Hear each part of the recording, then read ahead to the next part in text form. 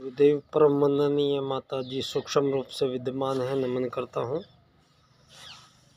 मानव मात्र को प्रणाम करता हूँ दोस्तों, जो सब मेरे जैसे ही शरीरधारी मानव इस समय धरती पर हैं और सभी मानव अपनी अपनी एक यात्रा में धरती पर हैं और यात्रा का गंतव्य किसका कौन सा गंतव्य है, ये सबका भिन्न भिन्न है।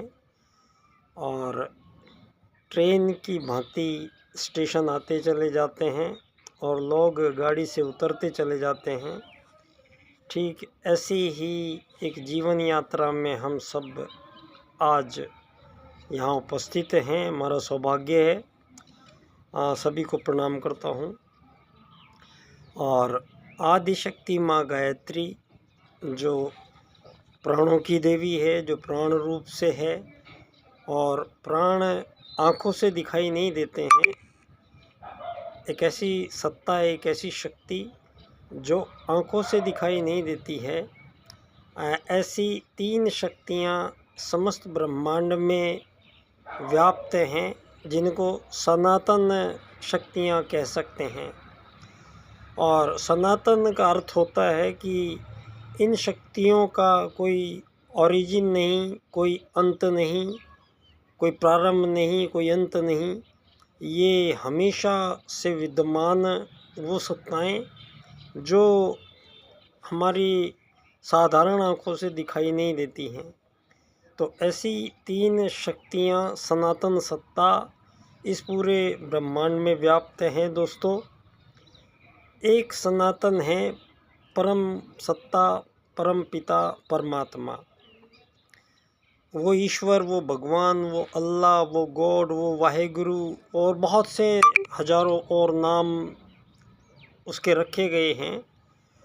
और उन्हीं सब नामों में व्याप्त वो संपूर्ण जीवधारियों में व्याप्त, संपूर्ण चराचर जगत में व्याप्त, संपूर्ण पदार्थ जगत में व्याप्त, संपूर्ण ब्रह्मांड के कण कण में संव्याप्त वो सत्ता है, परम सत्ता परमात्मा, जो स्वयं प्रकाश के रंग के रूप में है। जो ऐसा प्रकाश जो चकाचौंध करता है और वो सूक्ष्म है।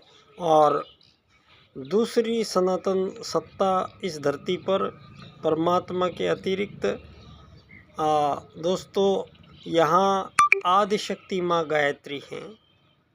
सनातन शक्ति आदिशक्ति माँ गायत्री के आवाहन के बाद ही यहाँ संपूर्ण जीवों की रचना उस शिल्पीकार ने, उस विश्वकर्मा जी ने ये सब का निर्माण हुआ है।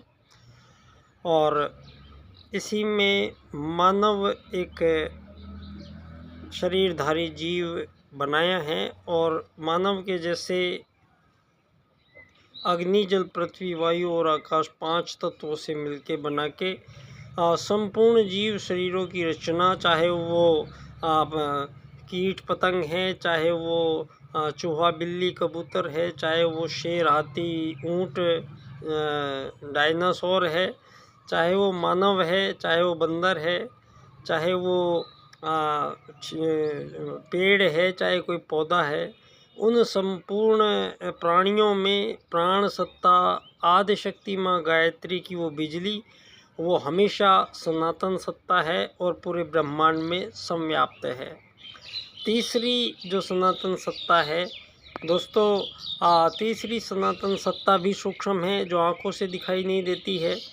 वो तीसरी सनातन सत्ता है परम सत्ता परमात्मा का ही एक अंश, वो एक आत्मा। इसी एक बात को मानव के आगमन से पूर्व ही यहाँ वेदवाणी आई है और वेद ज्ञान के वेदवाणी के अनुसार यहाँ धरती पे सबसे पहला सूत्र संपूर्ण प्राणियों के लिए जो सूत्र सृजित हुआ है वो आत्मत सर्वभूतेषु का सूत्र है। और दूसरा वैदिक सूत्र है वसुधैव कुटुंबकम। उस परम सत्ता परमात्मा ने, चाहे वो चींटी है, चाहे तोता है, चाहे हाथी है, उन सब को आपस में जब वो जीवन उनको मिलता है, उनका जीवन क्रम चलता है और अपने अपने जीवन काल में, अपने अपने जीवन क्रम में संपूर्ण जीव भिन्न भिन्न प्रकार की क्रिया प्रणालियाँ अपने जीवन में उपयोग में लेते हैं। वो संपूर्ण क्रिया प्रणालियों के बीच व्यवहार संपूर्ण जीवों में होता है। और जो ये व्यवहार संपूर्ण जीवों में होता है तो आप देखेंगे कि चींटी है तो चींटी के पीछे लाखों चींटियाँ चली जा रही हैं। भेड़ है, भेड़ के पीछे हजारों भेड़ चली जा रही हैं। चिड़ियाएँ आसमान में झुंड बना के उड़ती हैं। हाथी झुंड बना कर रहते हैं, शेर झुंड बना कर रहते हैं, कुत्ते झुंड बना कर रहते हैं।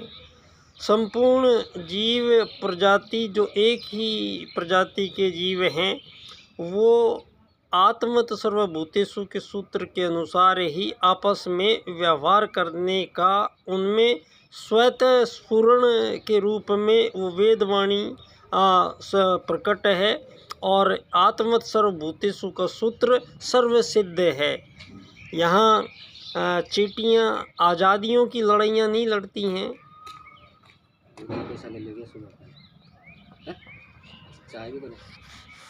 यहाँ हर चीज़ दोस्तों एक सिस्टम जो बनाए गए थे हमारे अनादिकाल से, उन सिस्टम बहुत लाखों करोड़ों वर्षों की मानवीय सतत साधनाएं, हमारे ऋषि महर्षियों ने हजारों साल के प्रथम मानव आगमन काल के समय आयु लेके आए हुए वो आर्य लोग, जिन आर्यों ने सारे संसार को बसाया है, सारे संसार में वो आर्यों की संतानें ही आर्य और अनार्य उनको कहा बाद में। जो आर्य एक ही लोग आए धरती पर वो थे आर्य लोग। और वो उनका प्रथम आगमन जो पश्चिम ने या अन्य इतिहासवेताओं ने आज तक ये झूठ बोला है, इस झूठ के चिथड़े उड़ जाते हैं इस समय जब नासा के द्वारा भगवान श्री राम का आगमन 7000 वर्ष पूर्व निर्धारित हो चुका है, घोषणा हो चुकी है। और उस सनातन भारत की बात आज सारे विश्व के संपूर्ण देश जो आए हैं, ये कोई 15वीं शताब्दी में आया है, कोई 14वीं, कोई 12वीं, कोई 17वीं, कोई 18वीं, कोई 19वीं। इन शताब्दियों में ही धरती पर ये अलग अलग देश, अलग अलग रंग रूप के लोग, अलग अलग धर्मों को अपनाने लोग, अलग अलग आकार प्रकार के आचरण और व्यवहार करने वाले लोग इस धरती पर छितराए हुए हैं। और इनको षड्यंत्र पूर्वक पूंजीवादी लोकतंत्र के माध्यम से संपूर्ण देशों को धरती पर पूंजी आधारित जीवन पद्धति इन आज़ाद देशों के रूप में सबको प्रदान की गई है। और ये पूंजीवादी जो नीति है ये मानवों के बीच तमाम प्रकार के विभेद और विभाजन करने का मूल कारक है। अब धरती पर जो सबसे बड़ी समस्या जो मानवों के बीच है वो है किसी का अमीर बनना, किसी का गरीब बनना, किसी का मालिक बनना, किसी का नौकर बनना। और ये पद्धतियाँ जो उपयोग में ली जा रही हैं ये वांशिक रूप से अपनी औलादों को ट्रांसफ़र करके और अमीर के बच्चे अमीर के बच्चे अमीर के बच्चे, गरीब के बच्चे गरीब के बच्चे, इस तरीके से विभाजन करके सारी दुनिया के बीच मानव ही मानव का शोषण, मानव ही मानव का दुश्मन है धरती पे आज।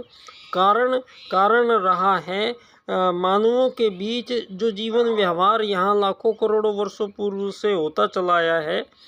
आज ये पिछले 2500 वर्षों में सारी मानव जाति को चार्ल्सवाद और डार्विनवाद के विकासवाद के सिद्धांत के अनुसार सबको भ्रमित और बरगलाया गया है।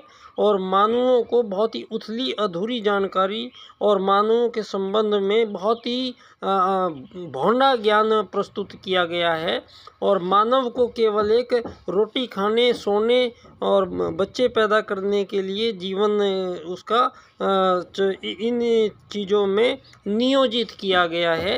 ये जो नियोजित जीवन की आयु को नियोजित किया जाता है, ये नियोजित ये सरकार और राजनीति इसकी जिम्मेदार हैं।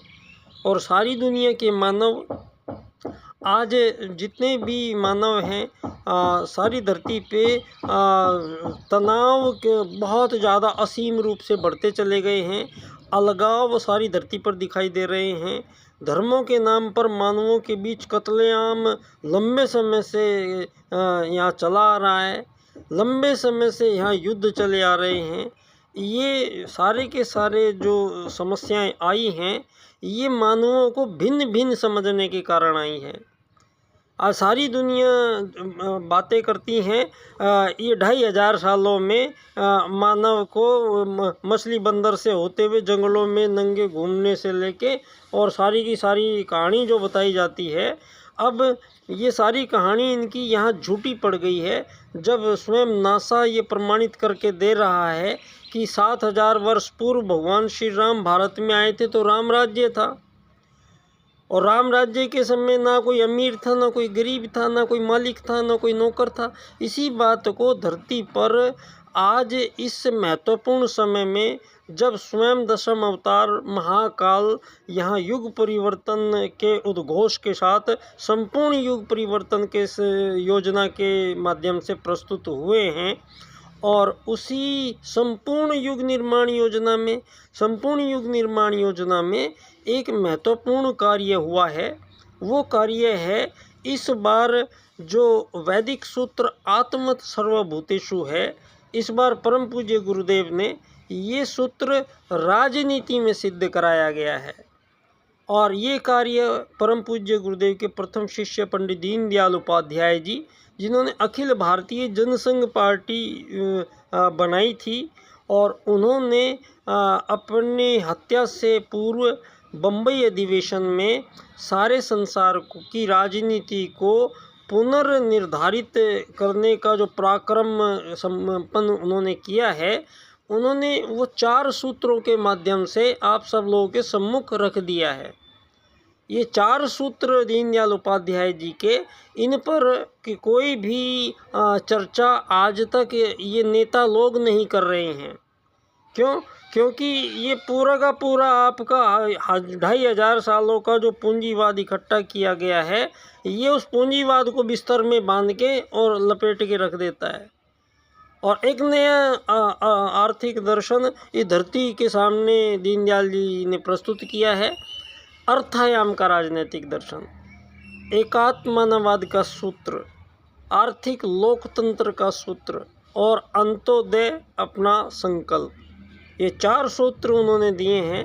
दोस्तों, मैं पंडित दीनदयाल उपाध्याय जी की जन्मस्थली पर मुझे पिछले 20 वर्षों से परम पूज्य गुरुदेव के संरक्षण में मुझे विशेष कार्य मुझे मिला था, और वो विशेष कार्य अब समझ में आया है पूर्ण रूप से कि समग्र स्वास्थ्य प्रबंधन देव संस्कृति विश्वविद्यालय से करने के बाद चिकित्सा क्षेत्र में मुझे गुरुजी ने नहीं लगाया, और राजनीति के स्वास्थ्य का जिम्मा दीनदयाल उपाध्याय जी के सुपुर्द किया गया था।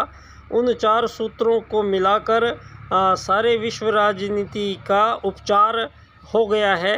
ये 4 सूत्र दोस्तों, मैं एक विशेष क्रम से इनकी व्याख्या करूँगा।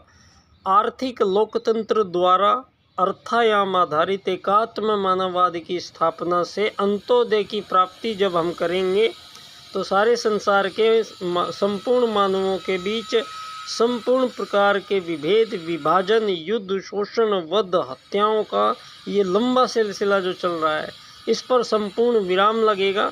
और इस घड़ी पर जहां सारा विश्व एक अंतिम विश्व युद्ध, परमाणु विश्व युद्ध की कगार पर खड़ा हुआ है, ऐसे में अब ये राजनीति, पूंजीवादी राजनीति ये संपूर्ण धरती को, संपूर्ण जीवों को समाप्त कर दे, उससे बेहतर एक विकल्प मैं प्रस्तुत करता हूँ संपूर्ण विश्व की राजनीति व्यवस्थाओं के प्रति। और एक ऐसा मार्ग मैं सब लोगों से चर्चा करना चाहता हूँ, जो मार्ग सारे मानवों के बीच संपूर्ण समस्याओं का समाधान करता है। वो सूत्र पंडित दीनदयाल उपाध्याय जी का अर्थायाम का और एकात्म मानववाद का सूत्र है। इन्हीं सूत्रों पर मैं आप लोगों से चर्चा जारी रखूँगा। और ये मेरा सौभाग्य है कि पंडित दीनदयाल उपाध्याय जी का जब अखंड दीपक को उन्होंने चुनाव चिन्ह बनाकर अखिल भारतीय जनसंघ पार्टी जब उन्होंने बनाई थी उत्तर प्रदेश में, तो उसी समय ये संकल्प पैदा हुए हैं।